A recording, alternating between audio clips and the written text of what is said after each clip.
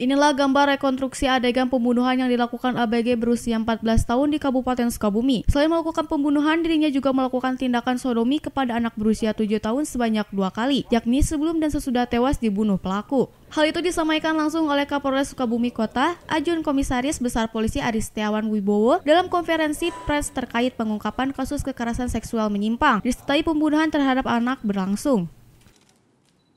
Kemudian pasal yang kita sangkakan kepada pelaku yaitu pasal 82 ayat 1 dan atau pasal 80 ayat 3 Undang-Undang Republik Indonesia nomor 17 tahun 2016 tentang Perpu Republik Indonesia nomor 1 tahun 2016 tentang perubahan kedua atas Undang-Undang Republik Indonesia nomor 23 tahun 2002 tentang perlindungan anak dengan pidana penjara minimal atau 5 tahun dan maksimal adalah 15 tahun.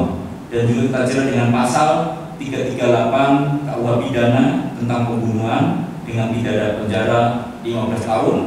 Kemudian pasal 351 ayat 3 KUH pidana tentang penganiayaan mengakibatkan meninggal dunia dengan pidana penjara 7 tahun. Ya. Saat ini pelaku sudah kita amankan di Mapolres Sukabumi Kota untuk proses lebih lanjut. Dalam rekonstruksi kasus pembunuhan dan pedofilia, pelaku meragakan 43 adegan terhadap petugas. Dari adegan 11 saat berada di kebun pala, pelaku meragakan pemaksaan langsung hubungan badan terhadap korban yang dilakukan perlawanan serta melorot celana korban secara paksa, lalu menjerat leher korban menggunakan celana. Dalam kondisi korban tidak sadarkan diri, pelaku menyodomi korban. Usai menyalurkan hasratnya, korban ditinggalkan begitu saja. Pada adegan 30 sekitar pukul 11.00, pelaku kembali di tempat kejadian perkara, melihat korban masih bernapas, lalu mencekik korban hingga dipastikan meninggal. Lalu pelaku kembali menyodomi korban. Setelah itu, jasad korban diseret dan dibuang di lereng sekitar kebun.